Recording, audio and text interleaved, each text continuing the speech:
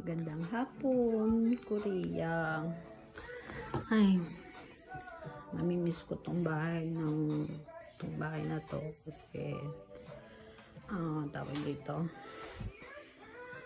Isang buwan din ako at kalahati dito kahit nakalat yung bahay ng asawa ko. Pero kailangan ko nang bumalik sa Japan. Ito na nga yung aking maleta.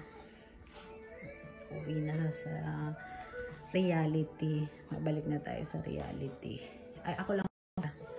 Kasi ito yung entrance gate. Sabihan mamimiss ko tong bahay na to. Basura. And higpit din nga pala sila sa basura. Ayan si Mayor. Kailangan ganyan plastic mo na kung hindi. May mga ubasang na nagbabantay. Ito yung kwarto ng sundalo na magulo ang mundo. Mga gamit niyan pang sundalo. Tapos ito yung kanyang dito, dirty kitchen.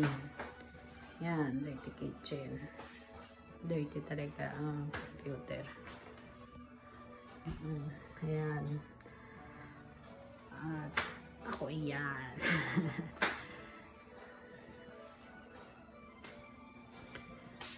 Nakakalungkot. Ayoko pang umuwi pero kailangan ko nang bumalik doon. Kasi ito yung tawag dito. Yung sampayan ng mga damit. Tapos dito naglalabamba. Ayan. Dry ka na damit. Sarado na natin.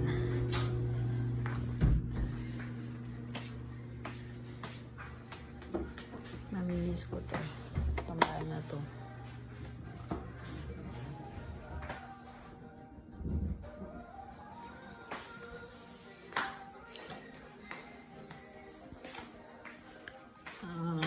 Tawag dito.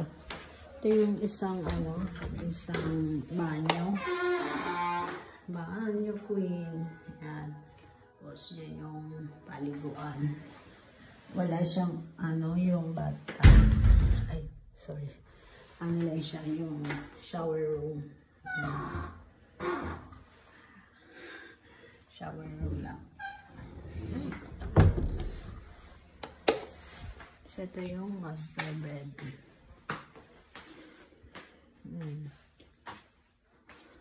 Tapos, ito yung isang banyo. May kubeta rin. At the same time, syempre, merong tawag dito, bathtub. Ayan. Pwede ka rin maligo dyan. Pero hindi naman kasi kami nagbabathtub. More on lang, shower lang. Kaya walang lumulublob sa bathtub. Kasi shower lang talaga. Yung mga papaganda ko. Tsaka yung mga memory namin to 2014 pa to tagal na yan. Ito recently lang punta kami sa Namsang Tower. So ito naman nandun siya ito yung niya pamangkin niyang maganda si Emma.